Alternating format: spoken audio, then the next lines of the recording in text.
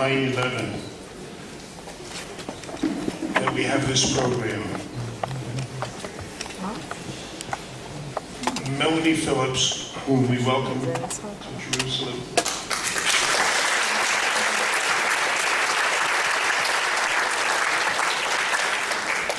has written an outstanding book, which I had the pleasure of reading over the weekend. Why does the world show such animosity to Western values? Why this blind hatred for Jews and for Israel? Liberals are bending over so far backwards that they're seeing the world upside down. Read this book by our lecturer. It will be available after the lecture. If you already bought it, I think Melanie will be happy to autograph it. It's a reasoned and well-documented explanation of this phenomena. I really highly recommend this book. It should be in your library after you've read it.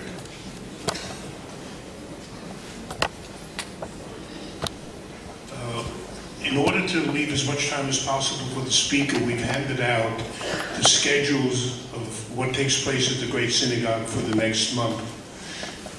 Those of you who don't have it, go to JerusalemGreatSynagogue.com, enter your name, and you'll receive our weekly bulletin with all of the programs. There are lots of things going on. The fall lecture series begins next month. I know that you will want to participate. The Jerusalem Address, in partnership with the Great Synagogue and B'nai B'rith, actually began last year. Those of you who were here will probably remember listening to Rabbi Lord Jonathan Sachs, who delivered the Jerusalem Address. And it all was an idea that came from one gentleman. I visited Fred Worms in his home one day, and he said, how about doing something where the community comes together, where organizations work with each other? And thus was born the partnership between B'nai B'rith, Great Synagogue, and the dozen or so other community organizations that support and promote these programs.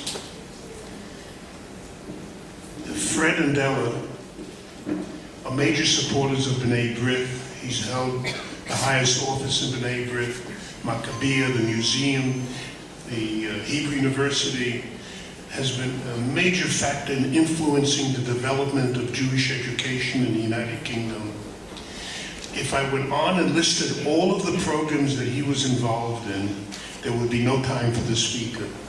But I do want Della and Fred to stand up for a moment and receive the thanks of our community.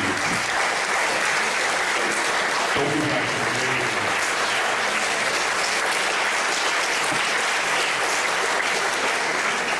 May Hashem grant you good health, many years, arichat yamim.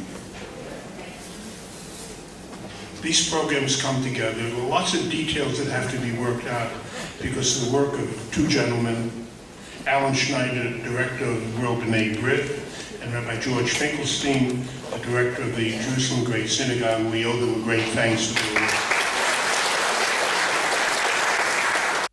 I also want to take the opportunity of thanking David Horowitz, another outstanding Brit.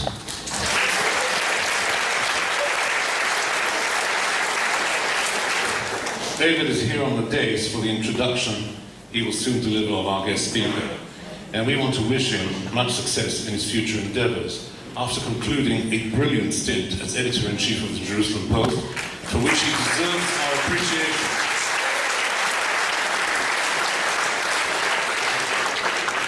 Although in his modesty he shirks the limelight, I want to thank profoundly our amazing director, Alan Schneider, who is Mr. B'nai B'rith World Center. Alan is the man behind everything we do. Alan, thank you for your leadership. But first and foremost, I want to thank Melanie Phillips, undoubtedly one of the most prescient, incisive, and courageous commentators and writers of our time.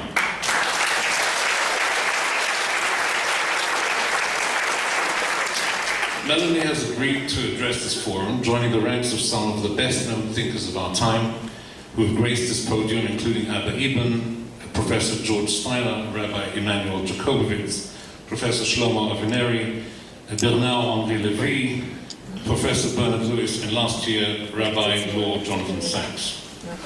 For those of you not familiar with the Neighborhood World Center, I will take a moment or two, and I promise it won't be more than a moment or two, to tell you that we have recently marked the 30th anniversary of the center.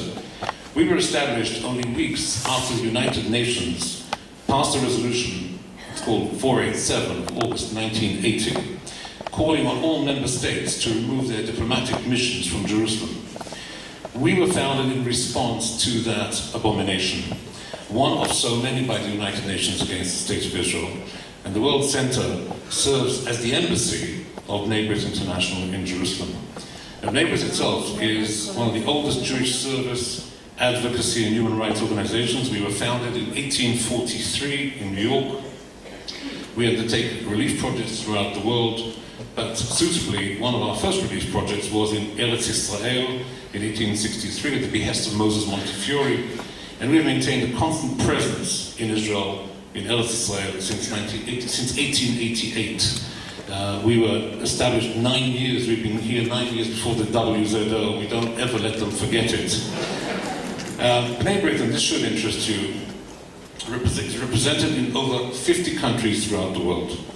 And the World Center undertakes wide-ranging Israel and Jewish advocacy activities, educational programs, and humanitarian projects. As a recognized NGO, we were one of the first United Nations NGOs. B'nai B'rith is heavily engaged now in efforts to educate foreign governments of the folly of recognizing an imaginary and non-existent Palestinian state. And we've been in the forefront of every diplomatic battle fought by the Jewish state, even before it was established. This is a long and very proud history, and I won't really belabor you any further, but we do have vibrant current activities. Please, go online, look at B'nai B'rith, see what we can do together, join us in this extensive world movement. And anybody who wishes to put his name on the list, please approach me or Alan at the end of this evening. Give us your email and we'll interest you in what we're doing. The Jerusalem Address is the World Center's most prestigious forum, dedicated to addressing fundamental challenges facing Israel and the Jewish people. There's no doubt that the state of Israel and the Jewish people, and we all know this, face fundamental and sometimes existential threats. Some of these are clear to the most, some of them are clear except to the most Polyamish. Muslim fundamentalism, Arab rejectionism, Jewish disaffection being one of the worst, I guess, and apathy, which is even more problem. Others are more subtle and take a more discerning eye to see and a keen insight to understand. Our speaker tonight is undoubtedly endowed with the fine traits necessary to discern these less obvious but no less dangerous threats in a period of upheaval, uncertainty, and dangers in our region. We're privileged to have with us tonight the speaker, an undaunted crusader for the truth, a true Eshet Chayil, Melanie Phillips.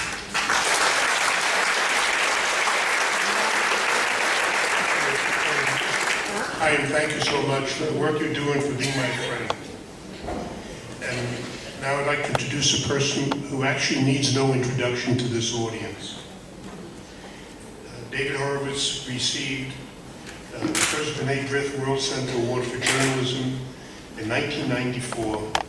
He is the outgoing editor-in-chief of the Jerusalem Post, much beloved by everyone. He has participated in many of the programs at the Great Synagogue, particularly what almost seems to be an annual election, either local or national, where we have all of the candidates being interviewed by David.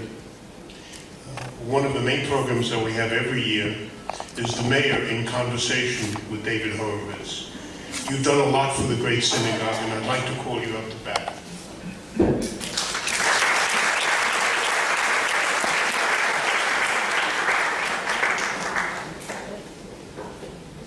For being a great friend, for what you do for the Jewish community, we're happy to award you Lifetime Honorary Supporting Member of the Jerusalem Great Synagogue, David Horowitz, for dedicated service to the Jewish people and to Israel.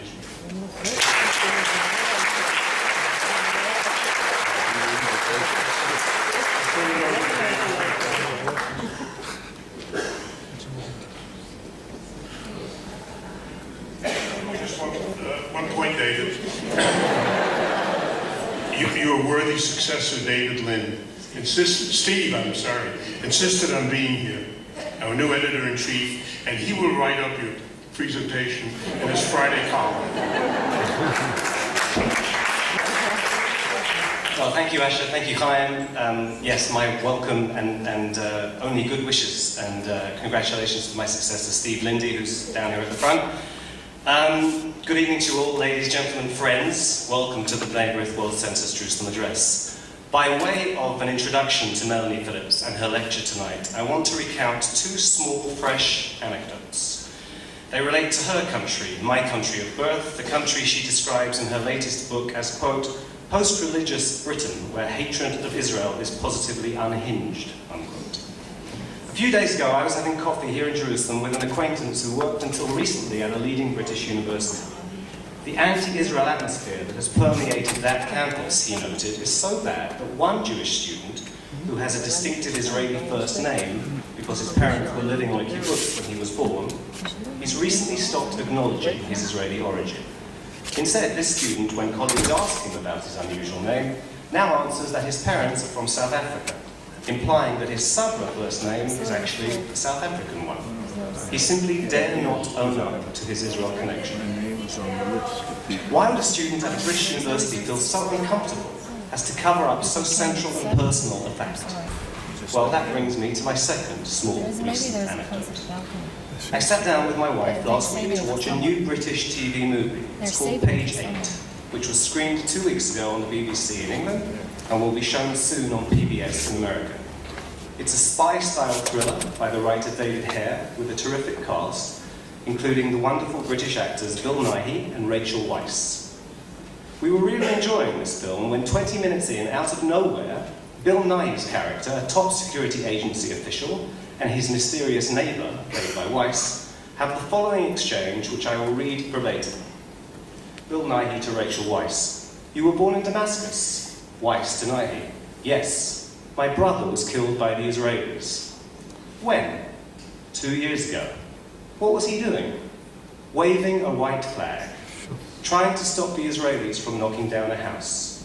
The Israelis were building a wall through the occupied territories, and the wall went right through the house." As this exchange unfolded, I think my mouth fell open in horror, and when it was over, I turned to my wife and said I didn't really want to watch any more of Page 8, and neither did she, so we turned it off. It's a remarkably vicious, skilled, and Israel-damaging exchange when you analyse it. This beautiful young woman's brother has been murdered, she's told us, by the Israelis. They killed him, we killed him, for no good reason. He was waving a white flag, trying to stop them, trying to stop us from knocking down someone's home. Thanks to the playwright's skill, we can almost visualise the scene. There he is, this unarmed hero, gunned down, protecting the helpless. And thanks to years of too frequently distorted coverage of Israel in the British media, many UK viewers will have believed it to be plausible and will simply have nodded at the exchange or absorbed it without objection. Their skewed image of despicable, murderous Israel subtly reinforced another few notches. Like I said, those were just two small recent anecdotes, but they point to the depths to which Israel's status is sinking in the UK and beyond, and the scale of the struggle for those of us who seek to uphold a fair picture, and thus to promote the understanding, support, and alliances that are so critical to Israel's well-being. In Britain, those who are willing to wage that struggle for Israel are diminishing in number. One of the very few people willing to place her head above the parapet is our speaker tonight, Melanie Phillips.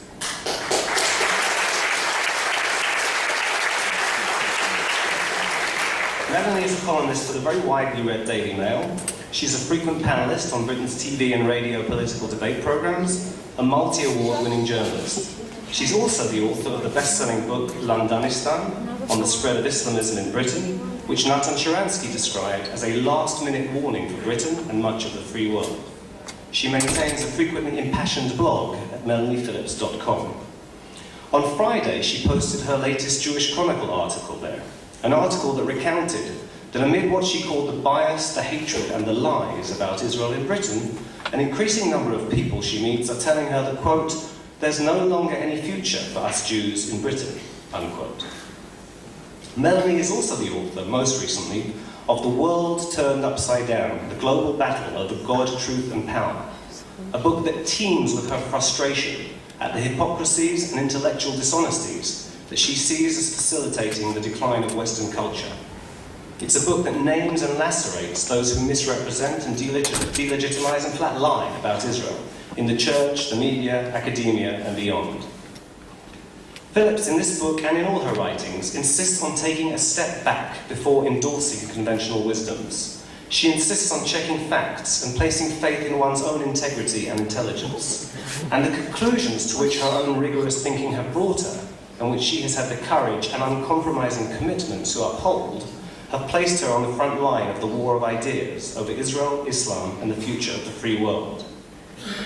Melanie Phillips' insistence on standing up for her convictions, notably on Israel, has plunged her often into controversy.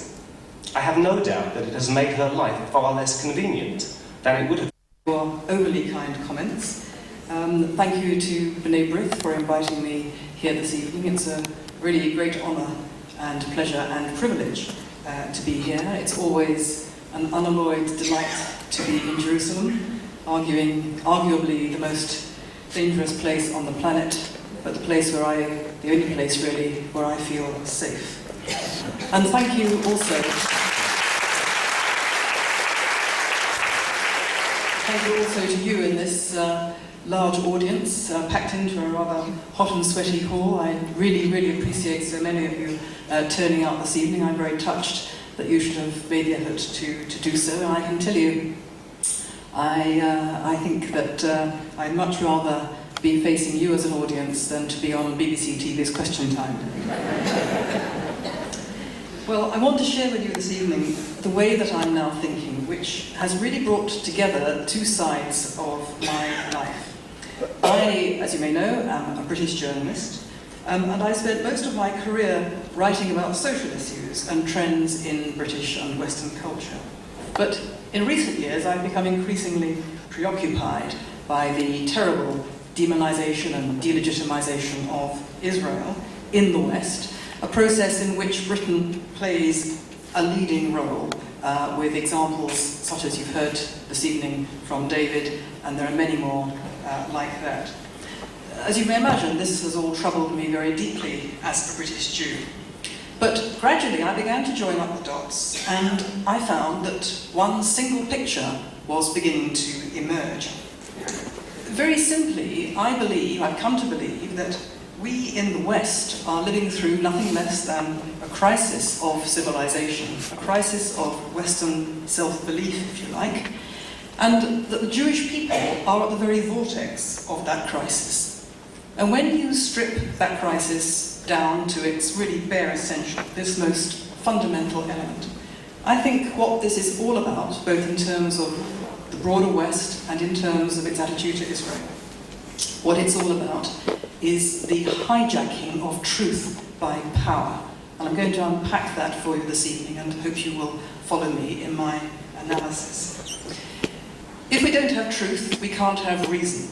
And when it comes to the treatment of Israel, the world in the West, certainly, and particularly in Britain, seems to have simply spun off the axis of reason altogether. Because we're not just talking about animosity, we're not just talking about lies, we're not just talking about distortion, we're not talking about lazy journalism, it's all of that, but it's something else, on a different plane, that's going on. While atrocities by tyrannies and rogue states provoke almost total indifference in Britain, Israel is treated as a class apart, apparently the very worst country in the entire world, a kind of global blight which has to be expunged altogether from civilized society, if not from the face of the earth altogether. I mean, even if Israel did half the things of which it stands accused, the question still remains, why the obsession? I mean, there are plenty of real rogue states, tyrannies and despotism, doing terrible things to their people all the time. So Why the obsession with Israel, day in, day out? You would think that Israel was the most important country in the world. Why the singling out for special treatment, a demonization afforded to no other country? Why the double standard?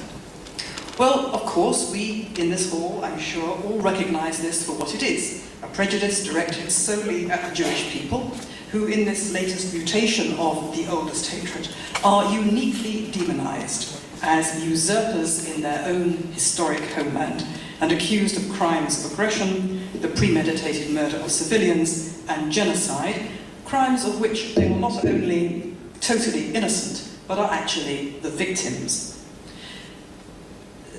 But this does not explain why this is happening and why now. For sure, the Arab and Muslim world recognized long ago that the theatre of war in which they could defeat Israel was the battleground of the mind. They might not be able to defeat Israel by military means, but they realized that if they reframed the narrative of the Middle East conflict in their own image, they would recruit millions of fanatics to their cause and also confuse and demoralize their victims in the wider West as well as in Israel. And in my view, in this they have wildly succeeded. They have successfully reconfigured the Middle East conflict from an Arab war of extermination against Israel, which is what it is, to a dispute over the existence of the state of Palestine. But the question remains, how did they pull this off? Why has the Western intelligentsia, because the problem is almost wholly concentrated among those who are the most educated, and whom one might imagine, because they are the most educated, would be the most keen to exercise reason, to observe evidence, and not fall for propaganda and lies. Why is it that the Western intelligentsia has fallen so comprehensively for this trick? Well, I think that to answer this question, we do have to see the treatment of Israel as part of a much wider phenomenon in the Western world. Because standing evidence and morality on their heads is, I think, a pattern that is now being replicated over a very wide range of issues in liberal discourse in the West. If you counter this range of ideological dogmas by reason and evidence, if you try and distinguish between right and wrong, if you try and correct the errors and say, look, here are the facts, this is the evidence, you are damned as right-wing and beyond the pale. I'm afraid truth has become a right-wing concept. Argument, dissent, honest disagreement has been replaced by name-calling, smears, and character assassinations designed not to have an argument, but to shut down any discussion. And sometimes it's really hard to credit how far apparently very intelligent and certainly very powerful people have departed from reality. We've seen in the last few days in Britain some examples of this madness at work. We've seen it in many of the responses to, we saw it 10 years ago, in many of the responses to 9/11 and its aftermath. And this departure from reason was on display again in the last few days around the anniversary of 9/11. When 9/11 happened, it's hard to credit this, but when 9/11 happened, just as Israel is automatically blamed for any attacks upon it, so many in Britain said right after 9/11 and before America took any action in its defense, before it was in Afghanistan, let alone Iraq, many in Britain said right after 9/11 that the United States had merely got what it deserved. 10 years on, what do we find over the last few days? Well, a fresh outbreak in Britain of what I call the political equivalent of autoimmune disease, by which I mean sucking up to the mortal enemies of the West while treating the West's defenders as its mortal enemies. According to liberal opinion, as we have been reading in the last few days, every single thing America did after 9/11 was wrong. The wars in Afghanistan and Iraq were wrong. The security measures taken against Islamic terrorism at home were wrong. Better, apparently, that Saddam should still be in power, developing his nuclear, biological, and chemical weapons programs. Better, apparently, that the Taliban were still in power, training Al-Qaeda, then we'd all be so much safer, or so it would appear. On BBC TV's Hard Talk, former New York Mayor Rudy Giuliani actually laughed in his interviewer's face when he was asked, quote, But surely the post-9/11 security strategy of the police in America targeting the Muslim community gets in the way of the healing. To which Giuliani replied when he controlled his laughter, "That's like saying when I targeted the mafia in New York, it was bad for Italian Americans."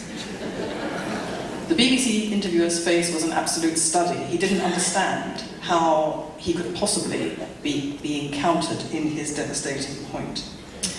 And then there was the former head of MI5, Eliza Manning-Anguilla, who, when she was running the security service, was responsible, the single most important official responsible for keeping Britain safe, and who presided over the catastrophic failure by her organisation to understand that Britain was facing a major and devastating problem of homegrown Islamic terrorism.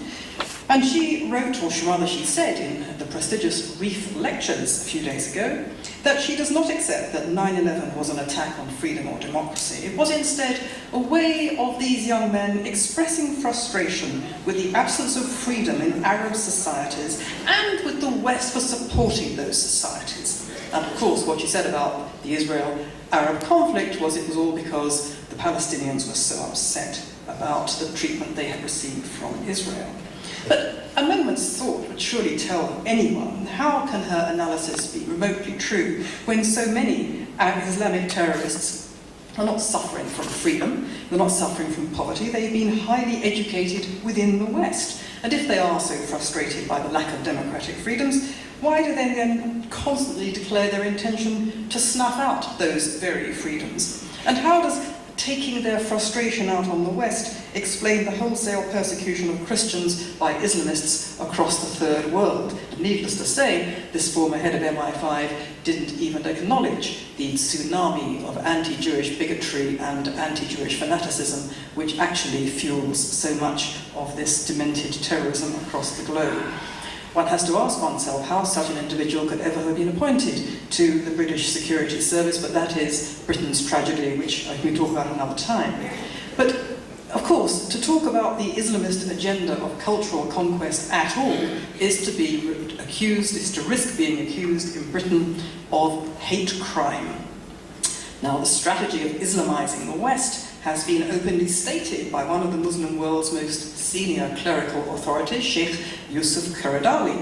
In Britain, this process is now well underway, with Islamic radicals now declaring a number of areas in British cities Muslim-only enclaves, where those who don't conform to Islamic Sharia law are attacked, like the Muslim pharmacist who was beaten up because she wasn't covered.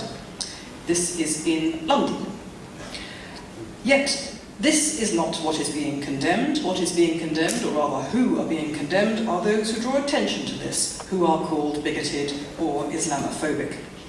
And meanwhile, Britain and the United States may have made their most egregious mistake of all over the Arab Spring, which is now rapidly turning into the Arab Winter, with virtually no dissent.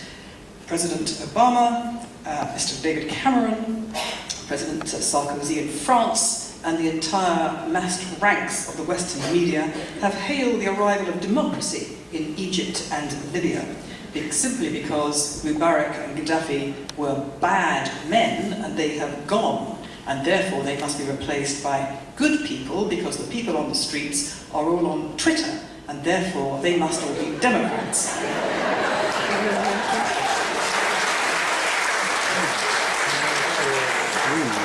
I have a horrible feeling that Mr. Cameron, President Obama, and Monsieur Sarkozy are going to wake up quite soon, finding that their legacy in history will be that they were the people who ended up helping bring down tyrants and despots who were helpful to the West, and installing instead Islamist tyrants who are aiming to destroy the West, while at the same time, of course, they are doing nothing to tackle the truly mortal threat of Iran and its proxy Syria. Now, this intellectual and moral muddle is most certainly not confined to foreign affairs. The riots in British cities this past summer illustrated the anarchy and chaos which, in my view, is the inevitable result of the erosion of the fundamental, basic building blocks of society: family, education, national identity and pride. The free-for-all in lifestyles and values which has replaced these building blocks is the product of a process which, for the past 3-4 decades, maybe more, that has replaced biblical morality by the secular religion of moral and cultural relativism. Now, this unlovely phrase, moral and cultural relativism, represents a belief that there are no absolute values, there is no absolute truth, and all external authority is an assault on one's fundamental right to make up the rules of life as we go along. Everything is subjective. What is right or true is what is right or true for me. External moral authority becomes an affront to my right to make up my own rules. Since there is no such thing as an objective good or truth, we can't say that any values are objectively better than any other. And therefore, we cannot say that any nation or creed or lifestyle is superior to any other.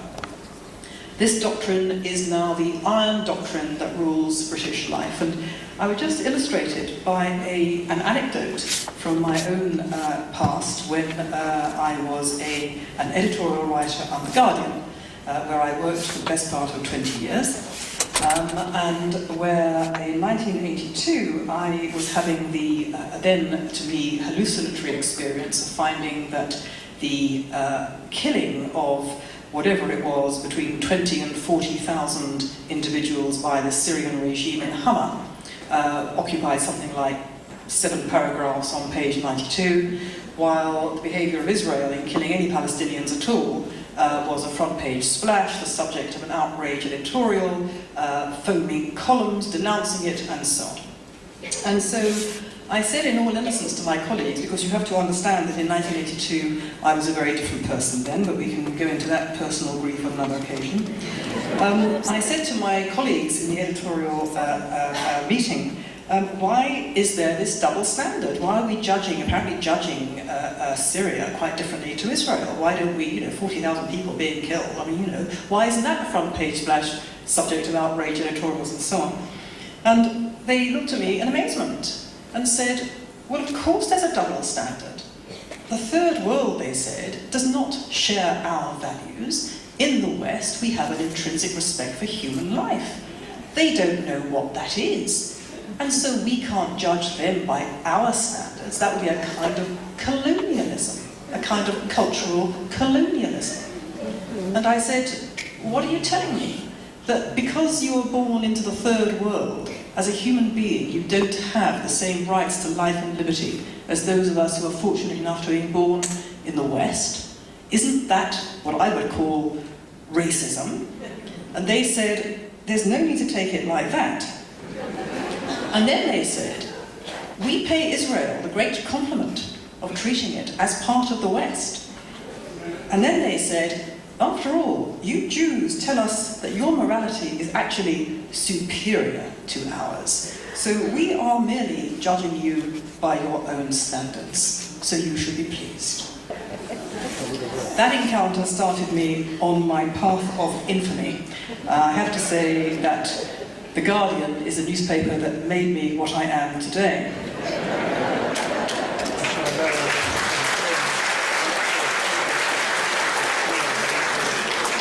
But this encounter back in 1982 showed me back then that hatred of Israel is intimately bound up with moral and cultural relativism. The idea that you can't judge others by your standards, therefore Syria killing 40,000 people, Chairman Mao killing millions of people, the Russian Gulag, Stalin, that's okay. We don't go there. We only judge and condemn people who have Western standards. Now, this doctrine of moral and cultural relativism has had a number of other effects other than starting me on my path to infamy. First of all, because it holds there is no such thing as absolute truth, it follows there is no such thing as an absolute lie. So it means that people who subscribe to this doctrine really can't distinguish between lies and truth, between truth, evidence and propaganda. And of course, as I said before, if you dismiss the truth, you dismiss the exercise of reason itself. The next effect is this. Since no nation or creed or lifestyle can be held to be superior to any other, upholding Western values, including liberal values, the right to life and liberty, for example, equality of all human beings, becomes a form of racism, as my colleagues at The Guardian tried to tell me. And thus the power exercised by nations upholding their values, if nations have power, like America, which has supreme power, then that is absolutely bad. A nation with power is absolutely bad.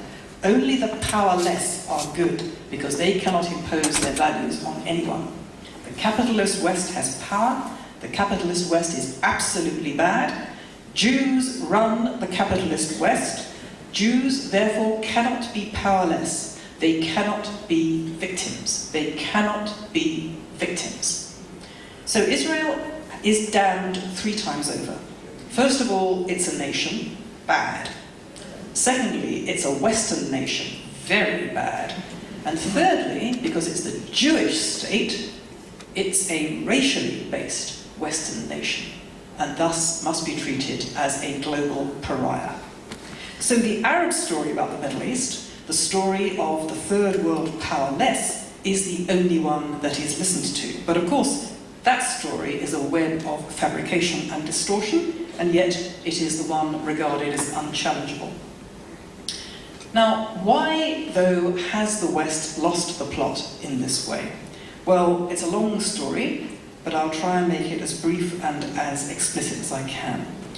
Basically, counterintuitive as this may seem, the custodians of reason, the intelligentsia, the people who look after the higher intellect, the custodians of reason have turned into the destroyers of reason. Those who have bought into this are the modern day left. The left control really the culture, the left dominate the intelligentsia. And the left have bought into this doctrine of relativism, absolutely.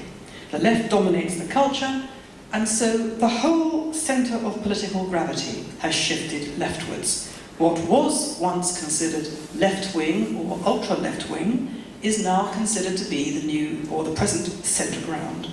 What was the centre ground is now considered to be right-wing. If you listen to the BBC, that single fact explains virtually all the coverage and all the distortions of its coverage. BBC journalists and executives genuinely believe they are the centre ground, and people like me are extremists because we say, for example, that the conflict in the Middle East is nothing to do with the state of Palestine, it's a war of extermination against the Jews. That is considered extreme, and the BBC defines the centre ground, and everything follows from that. Now, how, though, has this happened? Well, very simply, in my view, what we have seen is a profound demoralisation by the elites in Europe, particularly Britain, which has led to the erosion of Western self-belief. Why Britain? After the Second World War, Britain was financially bankrupt, it lost its empire, and its elites were so demoralised by this loss of national role that they became vulnerable to the what's called long march through the institutions by which the far left undertook to subvert Western society from within, and they succeeded. They captured virtually every single citadel of British culture. In Europe, the cradle of the Enlightenment, where the land of reason, the land of Goethe and Schiller produced the Holocaust, in my view, there was a loss of faith, a very, very catastrophic loss of faith, not just in the nation state because of what nationalism had produced, but in reason itself. In addition, throughout the West, religion has been eroded over the years by secularism, and religious belief has been replaced by a range of secular dogmas or ideologies. Ideologies which are all the isms: multiculturalism, moral relativism, anti-Americanism, post-nationalism, and of course, anti-Zionism. Now, ideology is innately hostile to reason. Why? Because whereas most people who are not ideologues would start with facts and evidence, look at it, and then draw a conclusion, if you subscribe to an ideology, you start with the conclusion, and then you fit the evidence to the prior idea. So ideologies are innately hostile to reason and to truth. They're also about perfecting society. And because they all hold to the idea that in their different ways they will bring about a perfect society, only one idea is permitted, because anyone who's against the perfection of society must be a bad person. So you can't even have the argument. You have to be shut up, you have to be exiled. And so the irony is that the secular ideologies, which are so secular, they're so hostile to religion, actually resemble nothing more than the medieval church. They have introduced kind of secular inquisitions in which heretics, people who disagree with the governing idea, are demonized and heresies must be expunged. So, for example, multiculturalism. Multiculturalism holds basically that it will produce a human being who is devoid of hatred and prejudice. The end of the nation state will produce the brotherhood of man. Atheism will produce the age of perfect reason. The state of Palestine will produce peace on earth. Moral relativism produces life as a permanent party. All who get in the way of all these perfecting ideologies, national patriots, religious believers, Israel supporters, neoconservatives, all are turned on as preventing the arrival of utopia, so they must be stamped out. In other words, what I'm really describing is nothing short, I would suggest, of a multi-layered civilizational crisis rooted in a repudiation of truth and morality across the board and the replacement of facts, evidence and knowledge by power, violence and chaos. And is it any surprise that the Jews are really at the sharp end of this? It was, after all, the Jews who gave truth and morality to the world. And so it's not surprising that Israel is at the eye of the storm. So, is it all over for the West? Is it simply hopeless, trying to argue Israel's case because Western civilization is going off the edge of a cliff? Well, as I've said before, I don't think it's over until the fat lady says Kaddish.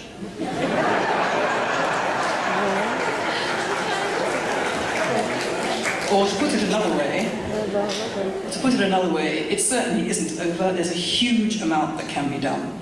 Because this irrationality I'm talking about, it's true, you can't argue with irrationality by definition, it's irrational.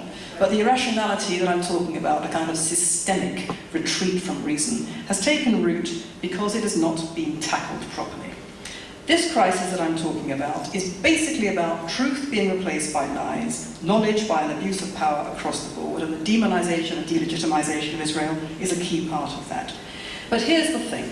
For a variety of reasons, Israel and so many of its defenders in the diaspora have gone along to some extent at least, sometimes to a very large extent, with this false narrative, this false set of ideas themselves. They have meekly gone along with singling out of Israel for treatment afforded to no other country. I mean, just think about it. It's astonishing, is it not, that the West should expect Israel to make any concessions at all. Forcing a country which has endured more than 6 decades of existential siege to give any ground to its attackers, which are continuing to attack it, amounts to forcing a victim to surrender. This is expected by the civilized world of no other country. Why is Israel singled out for this treatment? We are repeatedly told the Palestinians have a right to a state. Even President Bush, of late lamented memory, said the Palestinians have a right to a state. Why should they have a right to a state? In any other conflict, such aggression forfeits any rights at all. I'm not saying, before anyone runs away with any false ideas, I'm not saying that Israel should retain all the disputed territories. It may well be in its own interests to give some of them up. That's not the point. The point I'm making here is a different one. Israel has made all the concessions over the years while the Arabs have made none, yet it is Israel, not the Arabs, that is under pressure from the West. Why aren't we all saying this in terms? This is diplomacy as scripted by Franz Kafka. The problem is that Israel and its defenders themselves have been crippled or cowed by this false analysis of the enemy's narrative. Israel has allowed itself to be painted as the villain of the region by persistently behaving as if it were the guilty party. And this is because its position is essentially defensive. The most it ever says is essentially that the libelous allegations being made against it are not true. But at a deeper level, by playing along with the peace process, Israel has gone along with the big lie that the Middle East conflict is about the division of land between two equal and rival claims. But because this is not the case, and the conflict is in fact about an existential threat to Israel, clearly Israel cannot actually allow a terrorist state to arrive on its doorstep.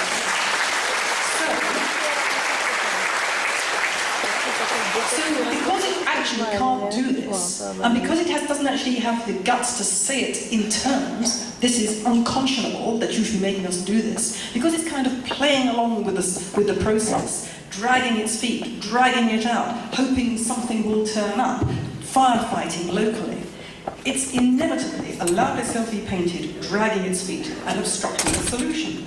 Well, I suggest this is entirely the wrong strategy. Playing defence merely gives the enemy victory automatically because you're arguing on his ground, and so in effect acknowledging that he has a point to be answered. But the enemies of Israel make no point that needs to be answered. It is Israel's enemies who should be put in the dock over their behaviour. Israel and its defenders, however, have in the diaspora, have never put properly the all-important argument from justice on Israel's own account. And so it's allowed its enemies to appropriate the justice argument falsely as their own. This is terribly important in my view. What's important is to understand that calling what's happening anti-Semitism is simply grossly inadequate. It's not even true. Some Israel bashers are undoubtedly motivated by hatred of Jews, no question. But many more are not. They are motivated instead, on the contrary, by the highest ideals of conscience, law, justice, and a proper compassionate concern for the victims and the wretched of the earth. Tragically, this very, very noble set of ideals has been attached to an entire set of falsehoods about history, so that these people of conscience in the West have reversed aggressor and victim in the Middle East without realizing it. Well, I would suggest to you this is a great opportunity. The high ideals of law and justice are ideals which Israel and its defenders can and must harness for their own, because they are the ideals of Israel. They are what Israel stands for. Israel does stand for law and justice, and I'm afraid many in our community have kind of accepted that that's not quite true. We have to reframe the narrative so that Israel becomes seen for what it really is, the champion and defender in the world of truth and justice, life and liberty. And we must show that those who stand against Israel stand for illegality, aggression and lies. We must delegitimize the delegitimizers. Now,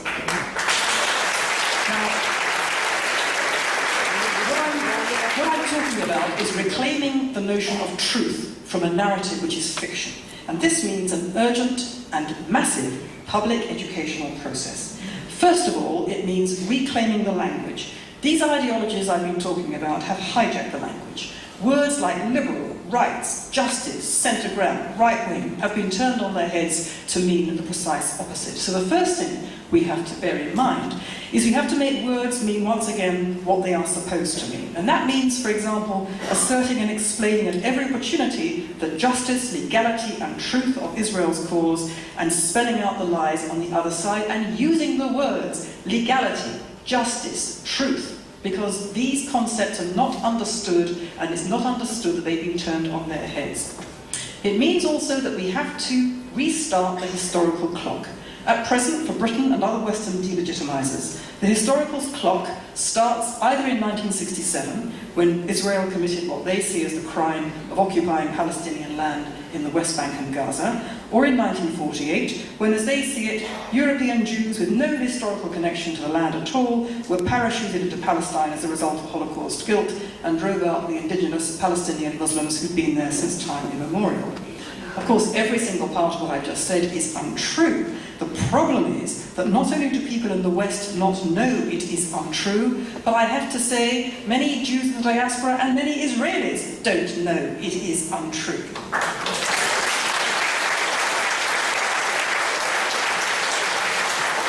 So it's time for some home truths.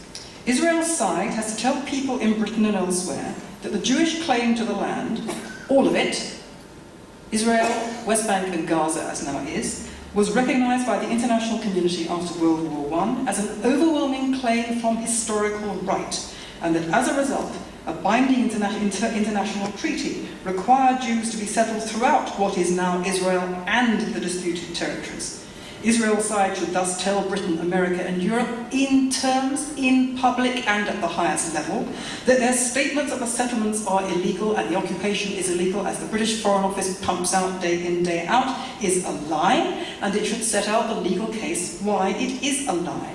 I am not suggesting that Israel should forever retain control of all this territory. The eventual shape of this region is a different discussion. I'm talking about changing perceptions by identifying Israel's cause as one of truth and justice, and holding publicly to account all those who are promoting lies and injustice by calling them out for what they are. How to delegitimize the delegitimizers? This should be done by forcing them onto the defensive by attacking them. and that includes Israel's self-styled but treacherous friends, like the Obama administration, which gives Mahmoud Abbas a free pass while falsely accusing Israel of jeopardizing the peace process. Mahmoud Abbas, who says regularly, about once a week as far as I can see, that never will the Palestinians accept Israel as a Jewish state. Like Britain, that other false friend, denouncing Israel's attack on the Turkish terror ship, the Mavi Marmara, and thus misrepresenting as aggression Israel's right to defend itself against attack. And then Mr. Cameron has the gall to turn up at a prominent dinner of prominent Jewish community leaders and pledge with his hand on his heart in words of syrupy soulfulness his eternal and undying friendship to Israel. Undying friendship to a country where if it seeks to defend itself against a murderous attack, he attacks it. Israel shied to be asking Britain, the US and the Europeans very publicly why they are forcing it to negotiate with the Palestinian Authority, forget Hamas, while the Palestinian Authority repeats it will never accept Israel as a Jewish state.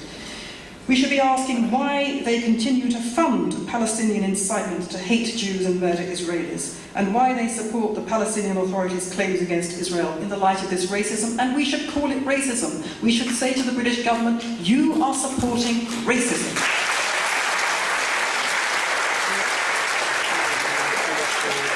Side should be asking very publicly why, in supporting the Palestinian Authority in its campaign for a Palestine state in which it states no Israeli, no Jew will be allowed to live, Britain, America and Europe are backing the racist ethnic cleansing of every Jew from a future state of Palestine. It should be asking very publicly why Britain, the United States and Europe persist in treating the United Nations as a legitimate global referee when it is dominated by tyrannies and rogue states. We're asking very publicly why the West ignores the denial of human rights in the disputed territories towards women, homosexuals and political dissidents. It should be asking very publicly why Britain, the United States and Europe are forcing Israel uniquely to make any concessions at all to such people, even while the attacks and the incitement continue. And above all, Israel's side should be making the very public charge that the Middle East conflict is nothing to do with what Israel does. Israel does not have the power to effect a solution because Israel is not the cause of the conflict. Israel's side should state, in terms, the Middle East conflict is the fault of the West. From the very beginning of the conflict in the 1920s, Britain's response to Arab terror against the Jews was to reward the perpetrators of this terror by offering them part of the internationally binding legal entitlement of their victims. And that pattern continues to this day. In my view, the single most important reason for the continuation without end of the Middle East conflict is that the West has continuously rewarded the Arab aggression. And if aggressors are rewarded, it's not rocket science. The inevitable result is that they merely ratchet up their aggression. In other words, in order to arrive at a solution, you must first correctly identify the problem. The problem here is not that there is no state of Palestine. The problem is that Arab aggressors want to destroy the state of Israel, and Britain, America, and Europe have rewarded them for doing so. The solution, therefore, is to make the Arabs stop their aggression against Israel. But that can only happen when the West stops rewarding these attackers and punishing their victims in Israel and starts treating the aggressors instead of Israel as pariahs. The solution to the Middle East conflict therefore depends on whether the West stops rewarding genocidal aggression. Israel's side has to say this in terms. Why doesn't it? Well, I realise that what I'm saying might strike one or two people as slightly extreme. Come on, people may say, you know perfectly well. We have no alternative but to take the world as it is. Israel can't bust open an entire diplomatic process. But diplomatic realpolitik is what has brought us all to this position. The brink of a terrible war with Iran, which is being treated by America with kid gloves, while Israel is put under the cosh and faces a unilateral declaration of Palestinian statehood in September, which may or may not be supported by the British government. For the West to suck up to its enemies while bashing its friends like this is, as I've said before, the diplomatic version of autoimmune disease. Israel is very frightened that if it does start telling these home truths in public, it will find itself alone. But the result of this timid strategy of not rocking the boat is that, in respect of the West at least, it does now find itself increasingly alone. I believe that if Israel's side were to start telling these truths in public, this would change the political dynamic in Britain and much of the West really overnight. Because people there have absolutely no idea there is any alternative to the false story about the Middle East in which they have been indoctrinated and which they believe is axiomatically true. It can't be emphasized enough, in my view, that the most important reason for the stunning success of Israel's enemies in reframing the conflict in the Middle East is the absence of these basic truths from public discourse. And the most important reason for that absence is the failure of Israel and its defenders to put it there. Because there can be no peace without justice, and there can be no justice without truth. So, to sum up, what I'm saying is this. However brilliant Israel's diplomats may be, however spirited its defenders, however deep into their pockets they dig to fight the great fight in support of Israel, we will all get nowhere unless we begin to grasp that Israel's defense cannot consist of firefighting against all the calumnies. It's necessary to tackle the ideological mindset which has made people deaf to evidence and reason across a much wider canvas. To do that, we have to not just reframe the narrative about Israel into a story of justice and law. We must also reclaim the language in general from the Orwellian distortions which have made reasoned discussion over a range of issues all but impossible and degenerate instead into name-calling, insults, and demonization. In short, what I'm saying is we have to take back the mainstream from the ideologues who have hijacked it and call it extreme. We have to show their extreme, and we have to give back to the decent people of the world the mainstream discourse that they know in their minds is true. I believe there's actually a tremendous opportunity here. Understandably, the defenders of Israel feel more than a little beleaguered at present. The whole world seems to be against us, but that's actually not true. If we think that, we are simply being influenced by the terrible noise of the purveyors of public culture. In fact, millions of people, I would suggest, are crying out to have people in public life start connecting to reality in the public square over a wide range of issues. Ever since I said a tiny part of the stuff I said this evening about Israel on TV here in Israel, a really tiny part, there's been a quite remarkable reaction. Everywhere I go now, I'm stopped regularly by Israelis, not Olim, Israelis born and bred here, who say, I can't believe I've heard anyone say this. I never thought I'd hear anyone say this. It is so true. I entirely agree. No one is saying it. Why aren't they saying it? How come you've come from London and you say it, and no one here is saying it? Thank goodness they say it. Someone is saying it, because I have never heard it in Israel. Well, quite honestly, I'm not sure how anyone can hear what anyone says here, but that's another matter. The fact is that this heartening response, if startling response that I find on the streets of Jerusalem, is reflected in my experience in the United Kingdom and even in the United States. Because I find that what I am saying resonates with what the vast mass of people seem to be thinking outside the intelligentsia and ruling elites. And they all say the same thing. They all say the media, the politicians, they're like on a different planet. They're not connecting to my life, what I feel. Why don't they talk common sense? Why don't they say why don't they say what's actually really happening? Why do we get all this garbage all the time? And it's because these elites have simply shifted to the centre of political and intellectual gravity. Throughout the West, they've hijacked the language and turned reality upside down. With people with mainstream views branded as extreme, it's meant that literally millions have been left abandoned and stranded. There's an enormous disconnect between the intellectual and political elites on one hand and the people on the other. The elites say things which bear no relation at all to the lives and perceptions of the people who inhabit the true centre ground, but who are themselves intimidated and silenced by the impression that the entire world has gone off in a direction which they really cannot follow. These people are very worried by the great cultural issues of our time, the breakdown of family, the breakdown of education, the breakdown of social order, the erosion of nation, the erosion of democracy. They're aware, very aware, that Western culture is in trouble.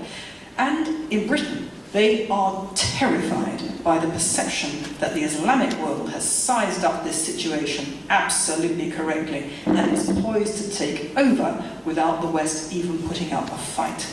I don't know whether that's going to happen. No one knows whether that's going to happen, but that's the perception. These people in the mainstream, the beleaguered mainstream, they don't know very much about the world beyond their shores, but they do have a very strong instinct for fairness and justice, and they have an even stronger instinct for self-preservation. If they are encouraged and helped to see that Israel's cause is their cause, the cause of decency, of freedom, and of order, and of common sense, and of reality, and if Israel were to go down, they would also go down, I think they would almost certainly turn into a powerful constituency of support. To get at them, you have to talk over the heads of the people who control the culture, the media, the politicians, over their heads and talk to the people. Not easy to do. It is possible, especially in these days of technological change, the internet and so forth, but people have an amazing capacity for hearing, listening between the lines and picking up the truth of what's going on. And I think that could be easily exploited to our general benefit. In a small way, I think my own situation mirrors that of Israel. I seem to have made an entire career out of stating the flaming obvious and then finding that war is breaking out all around me. The noise and fury of the enemy is truly deafening. But I'm also aware that a huge number of people support me because they tell me in droves that I'm saying things that accord with their own feelings and lived experience, which they don't find from the people who notionally represent them. Well, I've come to believe that the way through all this is therefore to tap into that great groundswell of the beleaguered middle ground, to empower it by giving it a voice and a reflection of itself, its own fine features in the public mirror. I have some plans for developing this idea, which I hope will become clearer in the months ahead. I will be discussing this kind of thing on my website. I think my plans will become clear on my website, and those who would like to follow me in this direction are welcome to register for updates on my website, melaniephillips.com, where I hope to show over the coming months and beyond how both Israel and the West must be defended in the same way, by standing up for truth against lies, justice over injustice, right over wrong, the true centre ground. And that's because, as I hope I've shown this evening, Israel and the West are symbiotically linked. Just as hostility to Israel embodies a threat to the West, so the defence of Israel stands at the very heart of the defence of the West. Those who defend Israel stand for justice, truth and morality. They are therefore automatically on the side of the defence of civilization. Those who are hostile to Israel stand for lies, injustice and chaos. Therefore, they are on the side that would destroy civilization. And I think, from my personal experience, you can almost automatically tell what position, from the position that someone takes on Israel, what side they will be on in the great struggle to defend Western civilization, and vice versa. What side they're on in these cultural battles going on almost certainly tells you what side they're going to be on over Israel. Israel is the great cause of our time, not just because it stands at the geopolitical fault line between the Islamic world and the West. It's because it stands at the fault line between truth and lies, justice and injustice, victim and aggressor, rationality and fanaticism. The West, too, is caught up in this titanic civilizational battle. If Israel goes down, the West goes with it. That's what the West does not, at the moment, fully realize. And that's what we all have to help it understand. Thank you.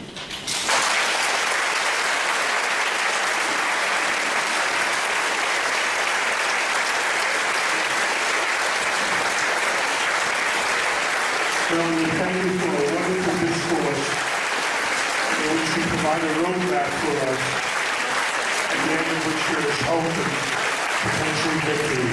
I'd like to say two things to you, if I may, Melanie. One, I'd like to extend a formal invitation to you to come back and address our larger groups during the course of the year. And the second, many of your friends in the UK made Aliyah and have settled in Israel. Would you consider that in the hope that you will become our second woman Prime Minister?